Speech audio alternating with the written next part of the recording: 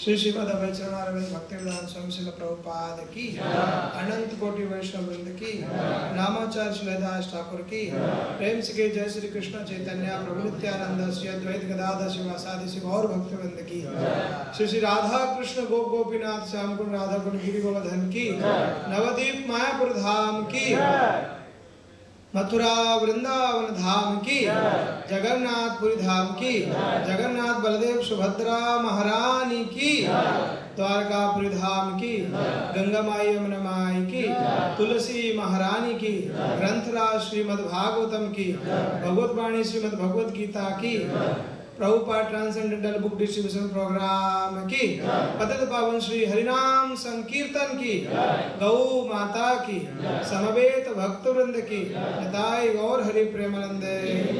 All glory to the assembled devotees, all glory to the assembled devotees, all glory to the assembled devotees, all glories, all glories, all glories। Shri गुरु गौरांग शिला प्रभुपाद।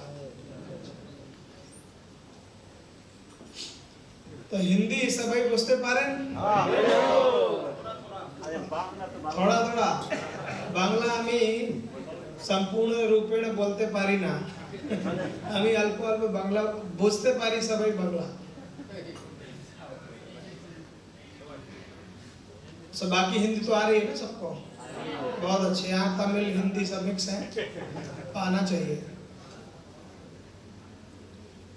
तो आज बहुत ही पवित्र दिन है। श्री वामनदेव भगवान का आविर्भाव दिवस सबको पता है नहीं? सबको पता है ना?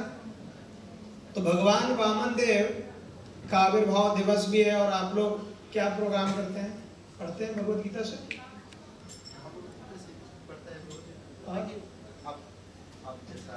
अच्छा, सो भगवत गीता से भी पढ़ते हैं, भागवत से भी पढ़ते हैं और मिक्स भी कर देंगे।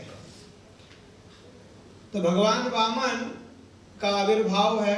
आप सबको पता है कि वामन देव का जन्म किस प्रकार से हुआ। वामन देव का जन्म के पहले अदिति ने एक बहुत बड़ी तपस्या किया। आपको पता है, हम लोगों के जो बच्चे होते हैं वो इतने बुद्धिमान चतुर क्यों नहीं होते हैं? भक्त, संत और वैज्ञानिक के रूप में यदि भौतिक उन्नति में भी देखें तो क्यों नहीं है विकसित? क्योंकि हमारी जो संतान उत्पत्ति का जो क्रम है वो ऐसा नहीं है। हमारे बच्चे हमारी वासनाओं के कारण से पैदा हो जाते हैं बिना किसी प्लानिंग के। वामन देव उनको जन्म देने के पहले अदिति माता ने भयंकर घोर तपस्या किया। आप लोगों को पता है कि किस प्रकार से जब बलि महाराज ने स्वर्ग का आधिपत्य ग्रहण कर लिया तो स्वर्ग में जब वो चले गए, अब इंद्र आदि देवता सारे यहां से वहां भागने लगे। तो इंद्र की जो माता है अदिति, वो गई अपने पति कश्यप के पास और उनसे कहा कि महाराज, पति देवता मेरे, ऐसा पुत्र दीजिए। जो कि जो बलि महाराज हैं वो भी उनकी ही बहन के पुत्र हैं, उन्हीं के परिवार में। अदिति की दूसरी बहन का क्या नाम है? दिति। दिति के ही पुत्र हैं हिरण्याक्ष और हिरण्यकशिपु। उन्हीं हिरण्यकशिपु के पुत्र हैं कौन? प्रहलाद। प्रहलाद के पुत्र कौन है? विरोचन। विरोचन के पुत्र कौन है? बलि महाराज। तो इसका मतलब दोनों रिलेशन में हैं, लेकिन दोनों के स्वभाव अलग अलग हैं। अदिति के पुत्रों को देवलोक मिला है क्योंकि वो लोग सात्विक थे, और जो दिति के पुत्र थे वो दुष्ट स्वभाव के थे। उनकी सींगें निकली थी कि नहीं? सींग नहीं निकली थी, स्वभाव ऐसा था। जैसे हमारे में भी कोई हिरण्यकशिपु हो सकता है कोई प्रहलाद भी हो सकता है। कई प्रकार के लोग हैं, जरूरी नहीं कि राक्षस होने के लिए सींग निकले। और टीवी में दिखाते ना, बड़ी बड़ी सींगें निकल आई, दांत बड़े बड़े निकल आए। सुना तो वहां दांत थे ना, सींग थे। स्वभाव उनका वैसा था, राक्षसी स्वभाव था, दैत्य। तो दैत्य का मतलब गंदा नहीं होता है, दैत्य का मतलब दिति का पुत्र होने कारण से उसका नाम दैत्य पड़ा। समझ में आया? संस्कृत में बोलते हैं दैत्यस्य अपत्यम पुमान दैत्यः, दितेः अपत्यम पुमान दैत्यः।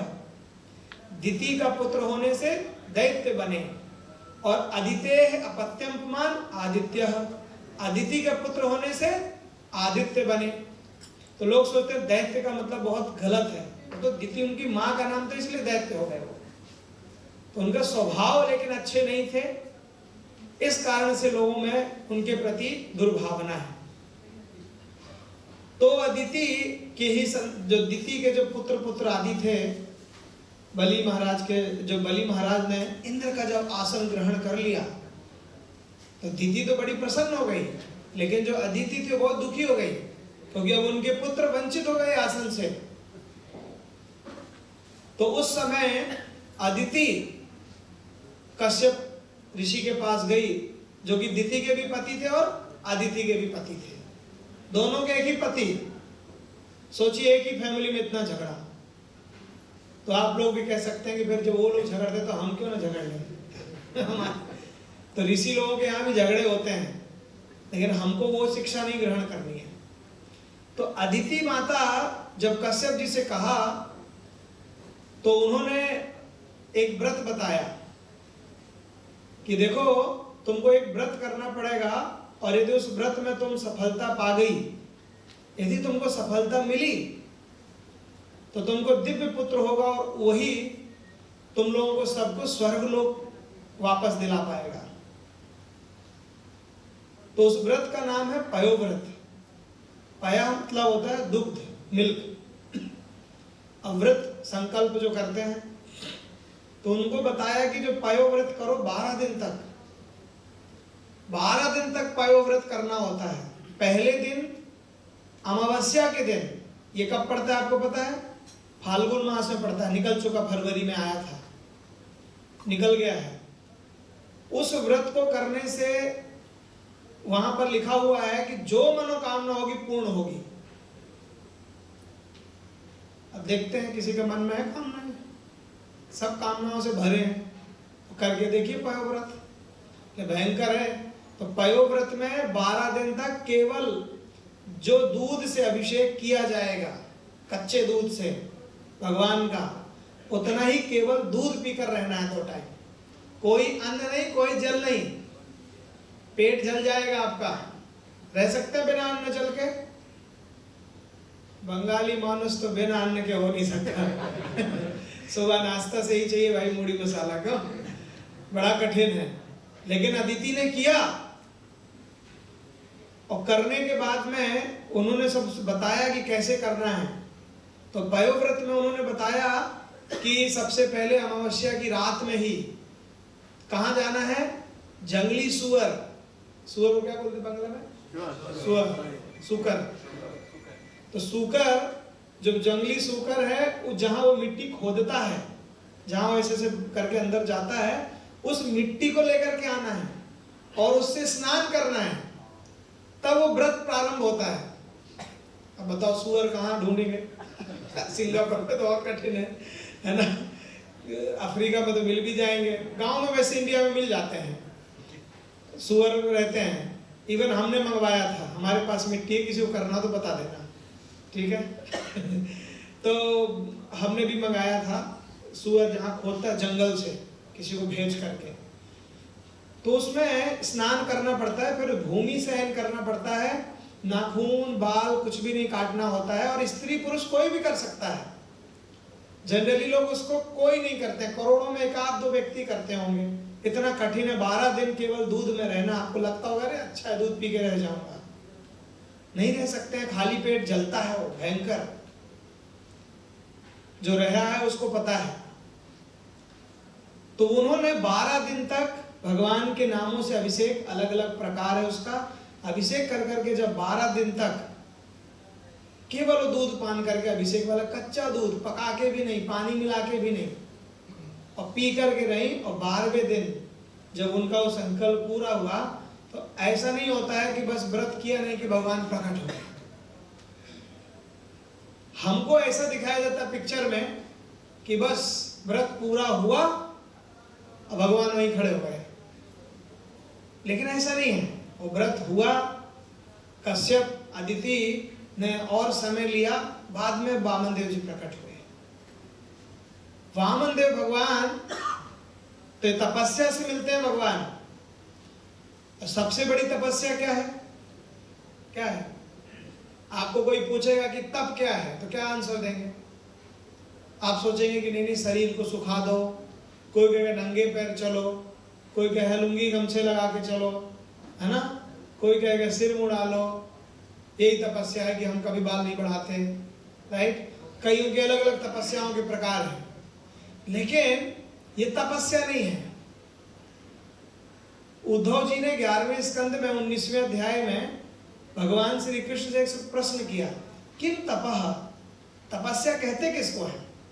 लोग अलग अलग परिभाषाएं देते हैं, ये तप है वो तप है, तो भगवान ने एक सिंपल परिभाषा दिया, याद रख लीजिए, हमेशा के लिए काम में आएगी। कहीं नहीं जाना जंगल में और ना आपको जलना है।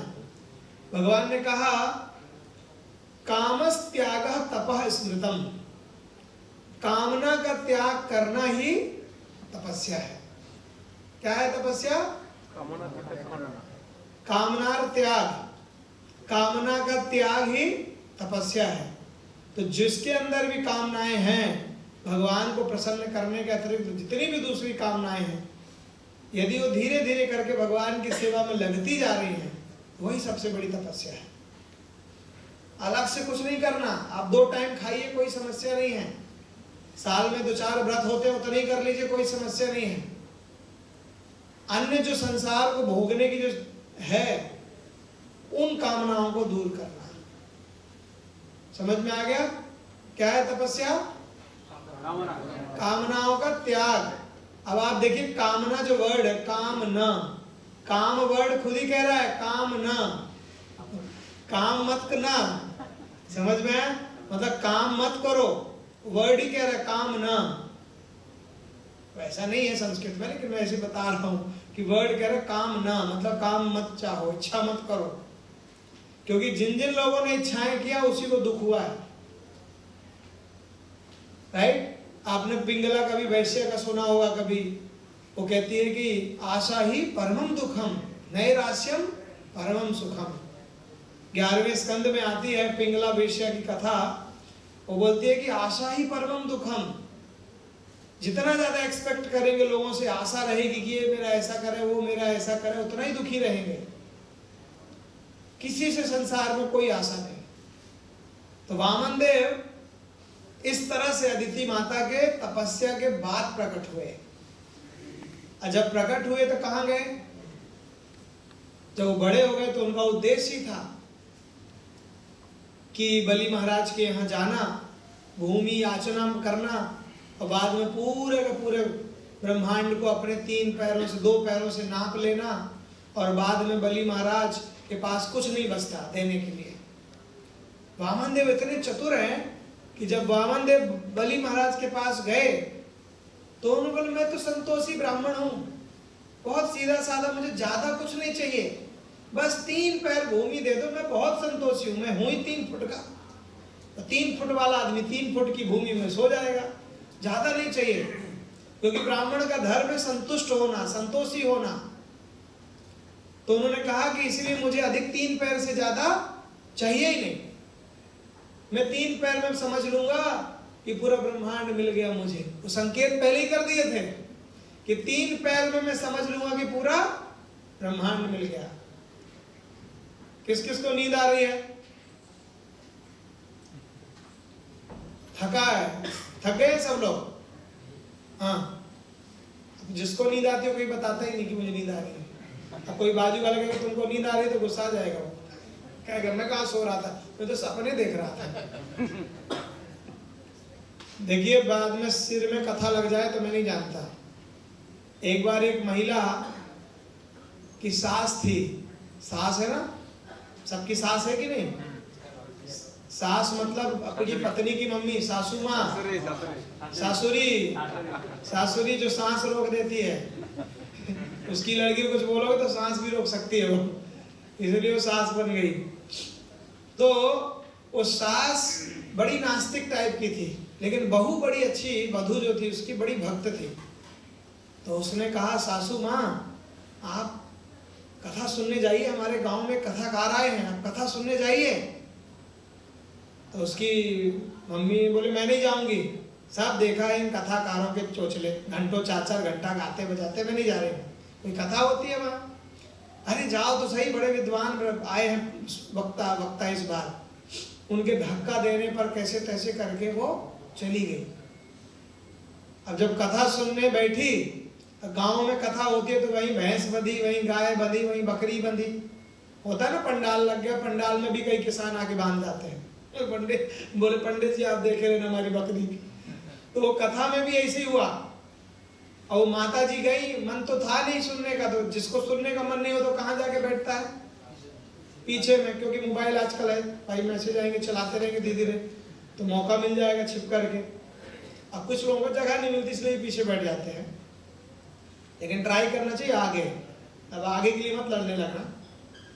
तो वो माता जी जाकर के पीछे जब चली गई, अब बैठ गई कथा सुनने। तो जो व्यक्ति की रुचि नहीं होती या फिर थका होता है, मैं ऐसा नहीं कहूँगा कि रुचि ही एकमात्र, किसी को बुखार है, कोई थका हुआ है, तो उसको भी नींद आती है, चाहे कितनी भी अच्छी कथा हो। और नींद दुनिया की सबसे प्रिय वस्तु है कि नहीं? कितनी सुंदर स्त्री रहे, कितना सुंदर सोना रहे, कोई भी रहे भाई, 2 मिनट सो लें तो बाद में देखेंगे, है ना। हम यदि नींद इतनी प्रिय है कि संसार की सुंदर चीजों को छोड़ करके सो जाते हैं, निद्रा बहुत प्रिय है। तो माता जी भी वहां पर बैठ करके, अब जैसे ही वहां प्रहलाद महाराज की कथा शुरू हो गई, यहाँ माता जी की खर्राटे शुरू। और जैसे ही खर्राटा हो तो जब व्यक्ति सोता है तो सोते समय क्या होता है, सिर नीचे होता है, मालूम है ना, धीरे धीरे करके सिर नीचे आता है। तो वहां पर पास में ना बकरा बंधा हुआ था, तो बकरे को छाग बोलते हैं ना, बंगाली में क्या बोलते हैं, छाग। देखो बंगाली में बहुत संस्कृत शब्द है, संस्कृत वर्ड है वो छागल, हिंदी वालों को नहीं पता, हिंदी वाले बकरा बोलते हैं, उर्दू वाला शब्द बोलते हैं, अरबी उर्दू का अजा बोलते हैं या फिर छाग बोलते हैं। तो जो छागल, हाँ, तो छागल जो है वहीं पर समीप में बंधा था। तो छाग जब माता जी सोई और ऐसा सिर की, तो छागल को लगा कि शायद माता जी सिर लड़ाना चाह रही है। तो छागल ने जाकर गए और उस माता जी के सिर में ऐसे मारा। तो आपने देखा वो छागल उठ उठ करके लड़ते हैं सिर ऐसा। तो छागल को लगा कि शायद सिर लड़ाना है, तो छागल आया और दिया खींच कर माता जी जागी। अच्छा, प्रहलाद महाराज कथा चल रही है भाई, फिर जाग गई माता जी। और फिर वापस थोड़ी देर बाद जब कथा थोड़ी बढ़ी, फिर धीरे धीरे धीरे 5-10 मिनट हुआ, फिर आंख लटकी, फिर लटकी, फिर बकरे को उस छागल को लगा कि लगता फिर सिर लड़ाना इसका, तो जा करके उसने फिर माथे मारा खींच कर। तो ऐसा कर करके उस छागल ने 3-4 बार मारा सिर पर। अब 3-4 बार जब सिर पर मारा, तो जब 3-4 बार सिर पर मारा तो उसको लगा, वो माता जी को, कि अब उसके बाद जब उसने मार खा गई, यहाँ फूल गया, फोड़ा हो गया, फफूले सा जब बड़ा सा हो गया, तो माता जी को लगा कि अब तो हो गई कथा, बहुत देर कथा समाप्त हो गई। और कथा से माता जी उठकर घर गई। तो जब घर गई तो उसकी बहू ने पूछा, माता जी कथा कैसी लगी, कैसी लगी, समझ में आया हिंदी में? माता जी से पूछा कि माता जी कथा कैसी लगी। माता जी ने बोला, बेटा हम तो सोच रहे थे कि कथा हृदय में लगती है, ये देखो सिर में लग गई, इतना बड़ा फोड़ा हो गया है। तो उसके सिर तो कथा ऐसी लग गई है कि देखो सिर में लग गई है, हृदय में लगने की जगह। तो इसलिए भाई देखो, ध्यान से बैठो, नहीं कोई माइक के पास या इनके पास बैठो, सिर में न लग जाए आपके। आपकी पत्नी बच्चे पूछेंगे पापा कथा कैसी लगी, सोइए मत। तो कथा ऐसी होती है, कई बार ऐसे बहुत सारे कथानक है मेरे पास। एक भक्त ब्रह्मचारी बैठे थे और कथा चल रही थी, और मुंह फाड़ फाड़ के सो जा रहे थे, मुंह फट जा रहा था। चोटी बड़ी थी ब्रह्मचारी जी की, सच्ची घटना बता रहा हूँ। और जैसे ही वो सो गया तो मुंह में चोटी फंस गई। कथा के बीच में बेचारा वो ऐसे करने लगा। तो इसलिए ध्यान से है, कहीं किसी का एंगल मत फंसा लीजिए। तो वामन देव भगवान का आविर्भाव जब हुआ और वो पहुंचे वहां पर बलि महाराज के यहाँ, तो उन्होंने जब 3 पैर का कहा और संकेत में कह दिया, अरे ब्राह्मण को तो 3 पैर तीनों लोक के बराबर होते हैं। अब ये बात पहले ही कह दिया, समझ नहीं पाए बलि महाराज। बलि महाराज ने बोले क्या आप मेरा अपमान कर रहे हैं, 3 पग भूमि की याचना करके। राजा हूं, कुछ बड़ा मांगिए, पूरे गांव के गांव दे दूंगा मैं। इतनी सी छोटी सी बात के लिए आप मेरे से मिलना चाह रहे थे? ये तो कोई भी दे देगा, मेरे मंत्री ही दे देते थे, मेरे से क्या मिलना था। वामन जी अंदर अंदर मुस्कुरा रहे थे। उन्होंने जो उपदेश दिया बलि महाराज को संतुष्टि के ऊपर, आप सब सुन लीजिए। बलि महाराज को जो उपदेश दिया, उन्होंने कहा कि यावन्तः विषयाः प्रेष्टाः त्रिलोक्याम जितेन्द्रियम।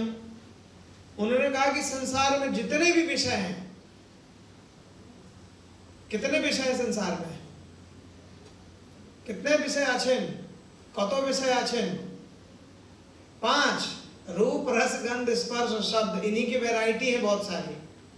तो वामन देव ने बलि महाराज को कहा कि आप मुझे संतुष्टि ब्राह्मण ही समझिए संतुष्ट, और आप जो समझ रहे हैं, संसार के लोग समझ रहे हैं कि बहुत सारा होने से कोई व्यक्ति प्रसन्न हो जाएगा, तो ये गलत है। वो कह रहे हैं कि यावन्तः विषयाः प्रेष्ठाः त्रिलोक्याम, तीनों लोकों में जितने भी विषय हैं, अजितेंद्रिय व्यक्ति को, जिसने अपनी इंद्रियों को नहीं जीता है, उसको कभी संतुष्ट नहीं कर सकते हैं। कर सकते हैं? जिस व्यक्ति के हृदय में काम घुस गया है, एक बार प्रविष्ट हो गया है, दुनिया के कोई भी विषय उस व्यक्ति को संतुष्ट नहीं कर